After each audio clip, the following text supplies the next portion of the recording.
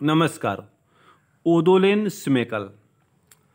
आज इस पाठ में हम लोग ओदोलेन स्मेकल की कल्पना का दर्शन करेंगे। जन्म इनका हुआ था 18 अगस्त 1928 को। जन्म स्थान था ओलोमोउत्स नगर से सटा गांव लोशोव, चेकोस्लोवाकिया, यूरोप। ये चेकोस्लोवाकिया के व्यक्ति थे। चेकोस्लोवाकिया की राजधानी में इनकी शिक्षा दीक्षा हुई। प्राहा के चार्ल्स विश्वविद्यालय से हिंदी में एमए तथा पीएचडी, वहीं से लोक साहित्य, ग्राम उपन्यास तथा अनुकरणात्मक शब्दों पर शोध। शिक्षण: कई वर्षों तक प्राहा विश्वविद्यालय के हिंदी विभाग में प्राध्यापक, 10 से अधिक वर्षों तक अपने देश के भारत विद्या विभागाध्यक्ष के पद पर रहे। यात्राएं की, संसार के अनेक देशों तथा भारत की कई बार सांस्कृतिक यात्राएं, भारत के अनेक विशिष्ट व्यक्तियों, हिंदी लेखकों, कवियों तथा राजनेताओं से प्रत्यक्ष संपर्क।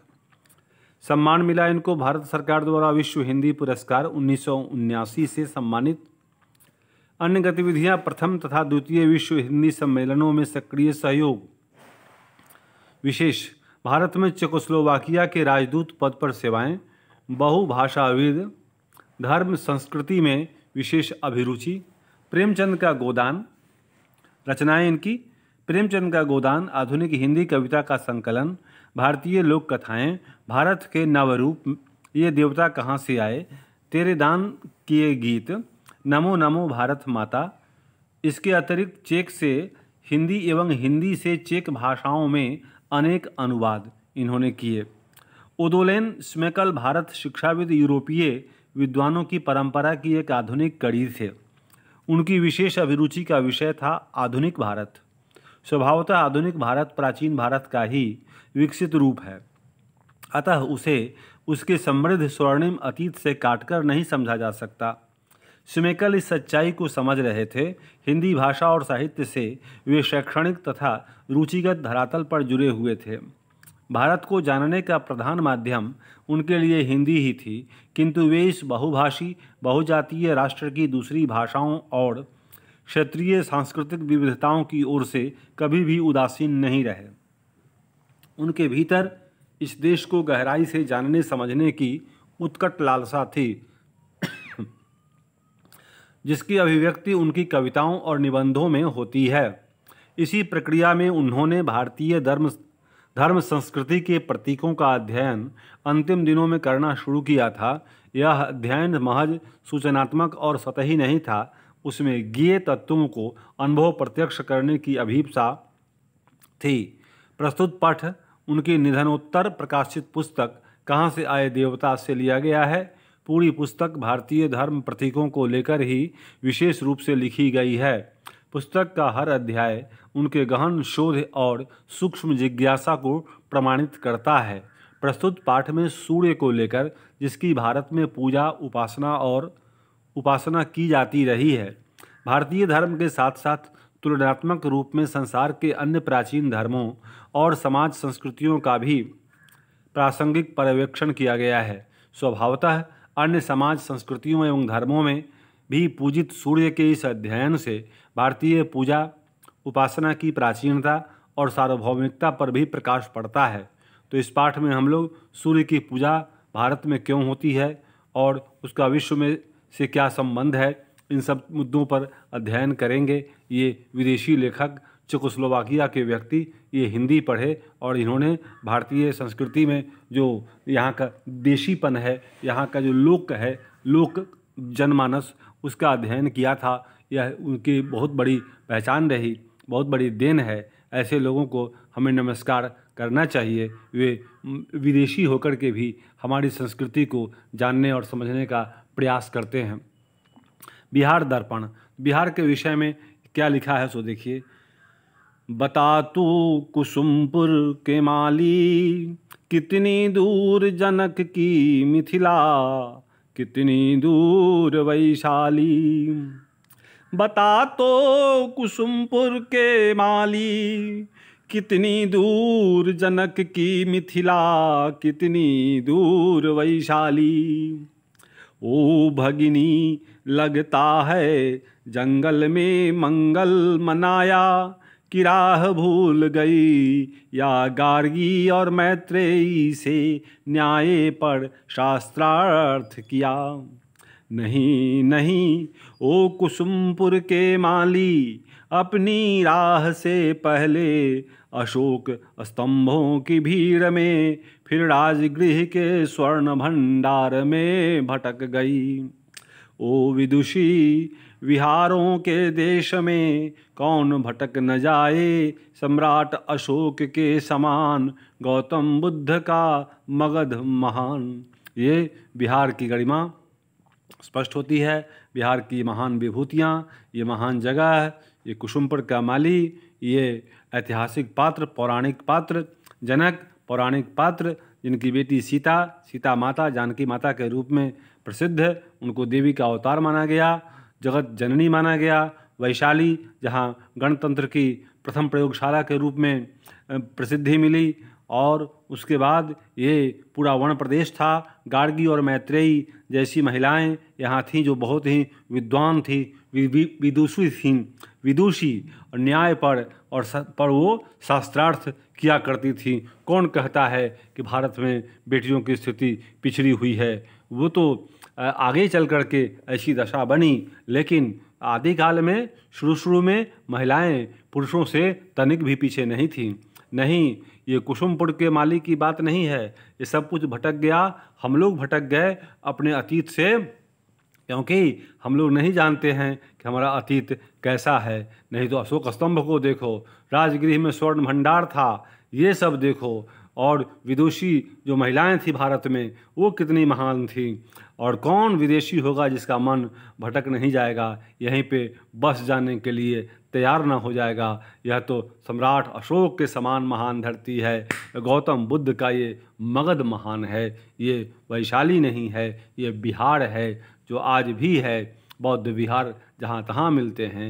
ये कितनी महान धरती आज किस हाल में विकास की दृष्टि से जब इसका रैंकिंग सबसे नीचे आता है तो सुन के कितना दुख होता है। इन यहाँ के नेताओं ने, यहाँ के तख्त पर बैठे हुए लोगों ने इसका हाल ऐसा कर दिया। यहाँ इतनी बेरोजगारी है कि आज लोग विदेश जाते हैं, अरब जाते हैं जहाज़ों में ठूस के। और देखिए थोड़ा सा कोरोना का हाल हुआ तो बिहार यूपी के मजदूरों का क्या हाल हुआ, वो पैदल चल दिए कहाँ से कहाँ तक। तो ये सब समझने की बात है। ये दर्दनाक स्थिति क्यों हुई? इसलिए हुई कि हम जागरूक नहीं रहे, हमें अपने स्वाभिमान का ख्याल नहीं रहा, हम सिर्फ पिछलग्गू बन के रह गए। तो यही सब है। अब सूर्य की उपासना के नाम पर यह पाठ है, हम लोग इसको पढ़ेंगे। वहाँ वह सूर्य है जो चमकता है, तो सूर्य आखिर है क्या? वेदों में इसे एक पहिए वाले सुनहरे रथ पर सवार देवता कहा गया है, जिसे 7 शक्तिशाली घोड़े पलक झपकते ही 364 लीग की रफ्तार से दौड़ा कर ले जाते हैं। वह अपने रथ पर सवार होकर आसमान में घूमता रहता है और संसार की हर गतिविधि पर नज़र रखता है। ये साहित्यिक स्वरूप है सूर्य का, ये धार्मिक स्वरूप है सूर्य का। किसने इसे बनाया जिस पर धरती पर मौजूद जीवन पूरी तरह से निर्भर है? क्या यह मरता हुआ विशाल तारा है जो वैज्ञानिक कहते हैं, या कोई वैज्ञानिक चमत्कार, या वाकई सूर्य देवता है जो वेदों की साकार आत्मा है और जो त्रिदेव का प्रतिनिधित्व करता है? दिन में ब्रह्मा, दोपहर में शिव और शाम में विष्णु पालन करते हैं, और शिव विनाश करते हैं, संहारक हैं, और ब्रह्मा निर्माण करते हैं। तो ये दिन में सूर्य का रूप कैसा रहता है? ब्रह्मा जैसा। दोपहर में वो शिव जैसा तांडव नृत्य करता है, और शाम में विष्णु वो पालनहार हैं। शाम में सुकून मिलता है, नृत्य संगीत होता है, पार्टियां होती हैं, लोग ऐश मौज करते हैं, सो जाते हैं, कितनी शांति। भारतीय पौराणिक गाथाओं के अनुसार सूर्य के माता पिता थे अदिति और कश्यप। अदिति के 8 बच्चे थे। 8वां बच्चा अंडे की शक्ल का था, इसलिए उसका नाम रखा मार्तंड, यानी मृत अंडे का पुत्र, और उसका परित्याग कर दिया। वह आसमान में चला गया और खुद को वहाँ महिमा मंडित कर लिया, वहाँ स्थापित हो गया। दूसरा किस्सा यह है कि अदिति ने एक बार अपने पहले 7 पुत्रों से कहा कि वे ब्रह्मांड का सृजन करें, किंतु वे इसमें असमर्थ रहे, क्योंकि वे सिर्फ जन्म को जानते थे, मृत्यु को नहीं। जीवन चक्र स्थापित करने के लिए अमरत्व की जरूरत नहीं थी, सो अदिति ने मार्तंड से कहा। उन्होंने फौरन दिन और रात का सृजन कर दिया, तो जो जीवन और मृत्यु के प्रतीक थे। यह घटना भी प्रतीकात्मक है। अदिति का अर्थ है अखंडित। अदिति का अर्थ है अखंडित। ऋग्वेद में अदिति के लिए अद्वय, सदा वृद्ध शब्दों का भी इस्तेमाल हुआ है। अद्वय का अर्थ है जो दो न हो, और सदा वृक्ष का अर्थ है जो सदा बढ़ता रहे। इनका विवाह विश्वकर्मा की पुत्री चक्षु या संज्ञा से हुआ, जिनसे इन्हें 3 बच्चे हुए। मनु, वैवस्वत सूर्यवंश के संस्थापक, यम मृत्यु का देवता, यमुना नदी।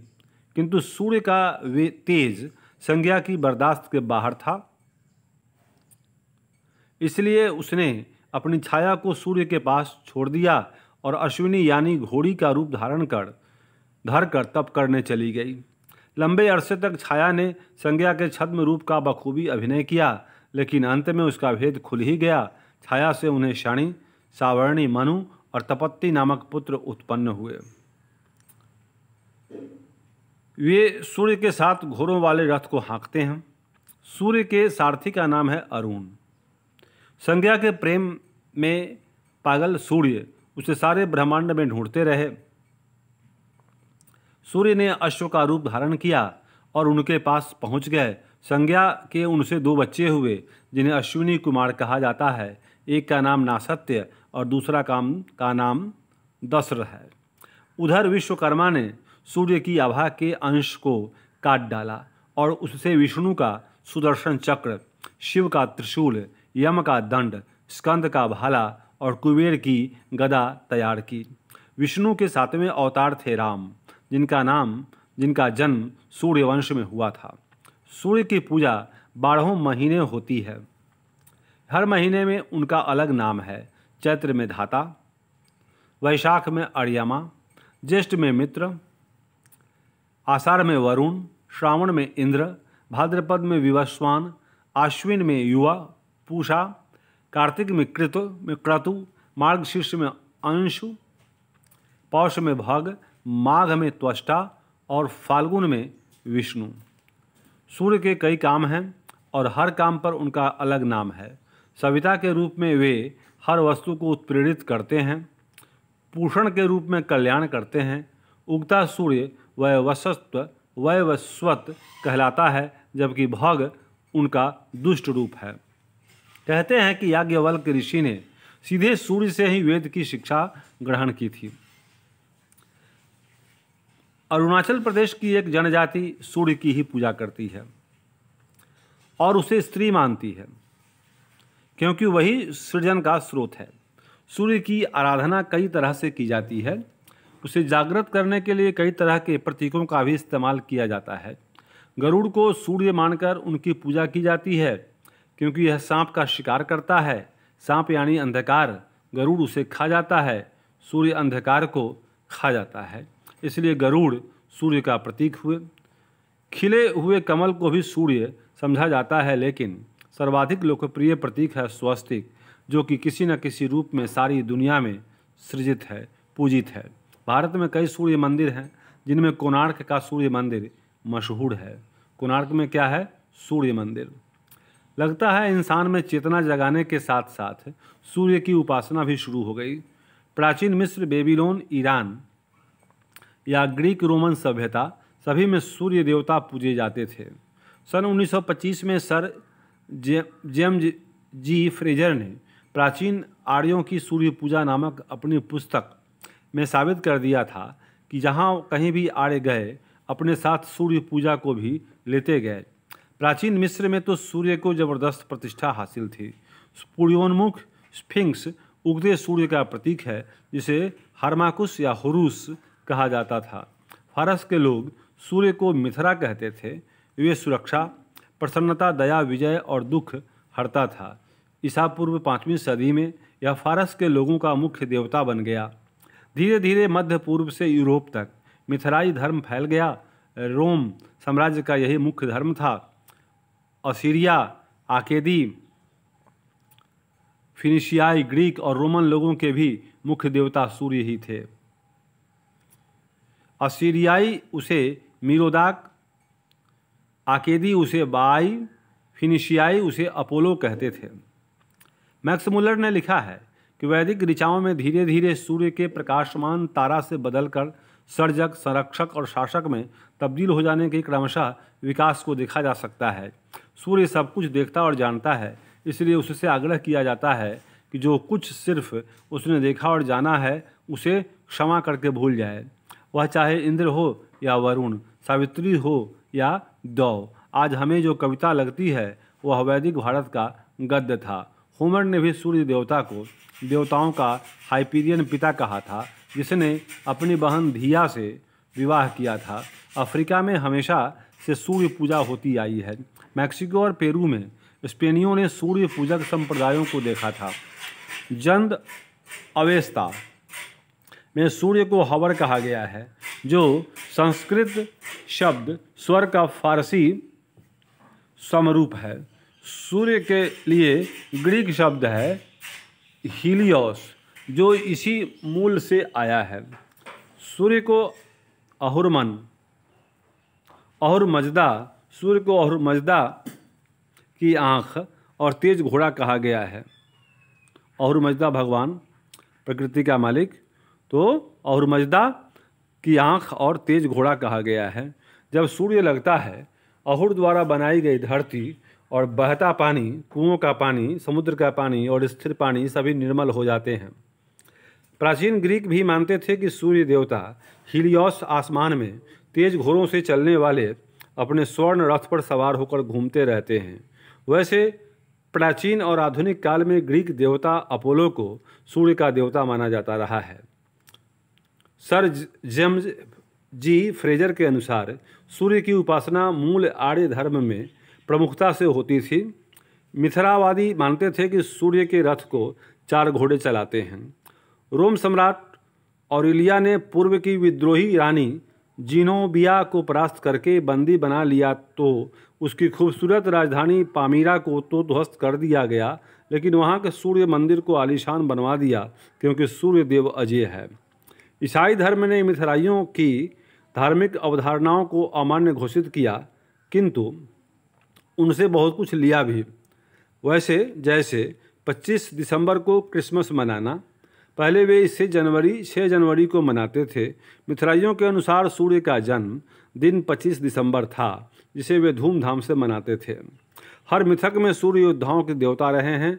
प्राचीन मिस्री चित्रों में शरद के सूर्य के सिर में सिर्फ एक केश को दिखाया गया है, क्योंकि वे इस ऋतु में कमज़ोर पड़ जाते हैं, लेकिन गर्मी के मौसम में ताकतवर हो जाते हैं। सिर मुड़ाने की प्रथा भी प्राचीन काल से चली आ रही है। पहले सूर्य की प्रतिष्ठा में सिर मुड़ाया जाता था। ऋग्वेद ने सूर्य को ईश्वर की सबसे खूबसूरत दुनिया कहते हुए सलाह दी है कि इस दैविक सूर्य की संप्रभुता का हम आदर करें। वेदों में सूर्य की ऊर्जा और प्रकाश का, सूर्य को ऊर्जा और प्रकाश का अक्षय भंडार और धरती पर जीवन का संचालक बताया गया है। रामायण में अगस्त मुनि ने राम से कहा था कि वे आदित्य हृदय स्तोत्र के जरिए सूर्य की उपासना करें। सम्राट हर्षवर्धन के दरबारी कवि मयूर ने सूर्य की प्रशंसा में सूर्य शतकम की रचना की थी, जिसका पाठ करने से उसका अंधापन खत्म हो गया था। प्राचीन भारत में सूर्य मंदिरों को आदित्य गृह कहा जाता था। ईसा पूर्व 400 में तेसियस नामक यात्री भारत आया था। उसने पश्चिम भारत में सूर्य पूजा का विवरण दिया है। श्रीनगर के पास मारतंड में एक प्राचीन सूर्य मंदिर के भग्नावशेष मिले हैं। पाकिस्तान के मुल्तान में भी एक सूर्य मंदिर के खंडहर हैं। दक्षिण भारत के मंदिरों में मौजूद तालाब को सूर्य तीर्थम या सूर्य पुष्करणी कहा जाता है। सूर्य की विधिवत पूजा अब सिर्फ बिहार में ही बड़े पैमाने पर होती है। दीपावली के छठे दिन षष्ठी व्रत या छठ के नाम से लोकप्रिय यह पूजा काफ़ी कड़े व्रत और नियमों के साथ की जाती है। नियम में प्रवेश चौथे दिन 5वें दिन लोहंडा, छठे दिन शाम के वक्त डूबते सूर्य को पहला अर्घ्य और 7वें दिन सुबह को उगते सूर्य को दूसरा और अंतिम अर्घ्य के साथ यह त्यौहार संपन्न होता है। अंधकार से प्रकाश की ओर ले जाने के लिए सूर्य को नमस्कार करने का यह अनूठा पर्व आर्य और वैदिक संस्कृति को अक्षुण्ण बनाए हुए है। वैसे आर्य नाम से एक जाति के कुछ लोग अभी भी अफगानिस्तान में मौजूद हैं जो इंद्र, अग्नि, सूर्य की वैदिक रीति से ही उपासना करते हैं। अफगानिस्तान पाकिस्तान सीमा पर फ्रंटियर के पास काफरिस्तान नामक इलाका है जहां अभी भी आर्यों की आबादी रहती है जो सूर्य की पूजा करती है।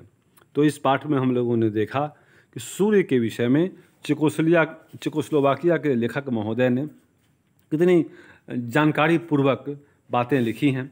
वो बता रहे हैं कि कैसे सूर्य की उपासना लगभग संपूर्ण विश्व में होती है और भारत के बिहार में खास करके इसकी पूजा आजकल होती है जो बड़े जोश खरोश से होती है और बहुत धूमधाम से और बहुत ही पवित्रता और के साथ कड़े नियम का पालन करते हुए संपन्न की जाती है। तो ये सूर्य का महत्व, सूर्य का वैदिक महत्व, सूर्य का पौराणिक महत्व, कैसे सूर्य का निर्माण हुआ, सूर्य बना, इन सब विषयों पर जो भी उपलब्ध जानकारी है महान लेखक ने हमसे शेयर किया, इसके लिए उनको धन्यवाद। उम्मीद करता हूं कि यह पाठ आपको समझ में आया होगा। प्रश्नोत्तर के लिए आगे का वीडियो देखिए। आपने इसको देखा, इसके लिए धन्यवाद। आपका दिन